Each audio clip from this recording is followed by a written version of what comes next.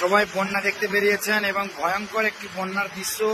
এই জায়গাটির লোকেশন হচ্ছে কামারপুকুর থেকে বদনগঞ্জ রুট। খুবই একটা ভয়ঙ্কর বন্যা, মানে যাকে বলা হয় যে একদম জল যেন মনে হচ্ছে যে সাগরের মতো হয়ে গেছে। এদিকে জলের যে কতদূর জল চলে গেছে কোনো চোখ মানে দৃষ্টি আমার আর যাচ্ছে না, তাও যতটা আমার পক্ষে সম্ভব দেখানোর ততটাই দেখাচ্ছি। দেখুন জলের যে একটা স্রোত, একদম বিশাল ভয়ঙ্কর ব্যাপার, বিশাল ভয়ঙ্কর ব্যাপার। জল একদম অতিরিক্ত হারে জল যাচ্ছে এদিকে। খুবই একটা জলের যে প্রভাব, সবাই বেরিয়েছেন গ্রামগঞ্জের মানুষরা, কারণ এখানে এরকম বন্যা সচরাচর দেখতে পাওয়া যায় না।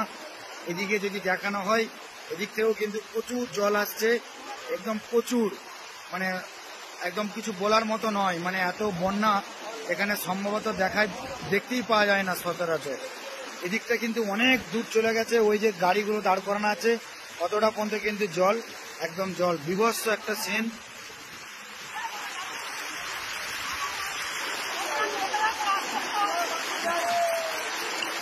আর একটা কথা বলে রাখি, এই যে এইদিকে যে জলটা যাচ্ছে এটা কিন্তু চলে গেছে একদম রাঙামাটি, মানে কামারপুকুরের অবস্থাও। কামারপুকুরতে যে মেন চাতাল, ওই চাতালটা কি আপনি পেরিয়ে আসলেন? আপনি কি মানে কিসে করে পেরিয়ে আসলেন?